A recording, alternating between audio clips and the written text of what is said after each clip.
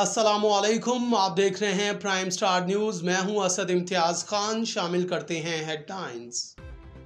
Chairman PTI की Toshakhana case में सजा के खिलाफ अपील ख्वाजा हारिफ और ब्रिस्टर गौर ने इस्लामाबाद हाई कोर्ट में दायर की। पाकिस्तान तहरीक इंसाफ चेयरमैन पीटीआई इमरान खान की नाअहली को मुस्तरद करते हुए इलेक्शन कमीशन का फैसला अदालत उज़्मा में चैलेंज करने का ऐलान कर दिया है। इलेक्शन कमीशन ने चेयरमैन पीटीआई को NA 45 कोरम से डीनोटिफाई किया। इलेक्शन कमीशन की जानिब से जारी नोटिफिकेशन में कहा गया कि चेयरमैन पीटीआई को तोशाखाना केस में 3 साल सजा और 1 लाख रुपए जुर्माना हुआ, लिहाजा चेयरमैन पीटीआई आइन के आर्टिकल 63 के तहत नाअहल हो गए।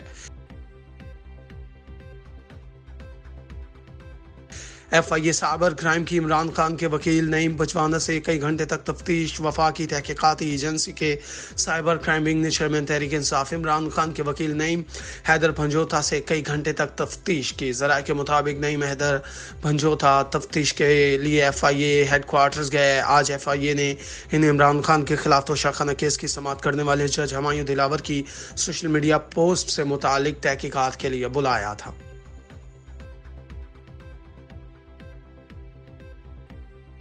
अदालत का जश्न आज़ादी पर बाजे की खरीदो फरोख्त और बजाने वालों के खिलाफ कार्रवाई का हुक्म। जुडिशल मजिस्ट्रेट मलीर की अदालत ने शहर में जश्न आज़ादी के मौका पर बाजे की खरीदो फरोख्त और बजाने के खिलाफ कार्रवाई का हुक्म दे दिया।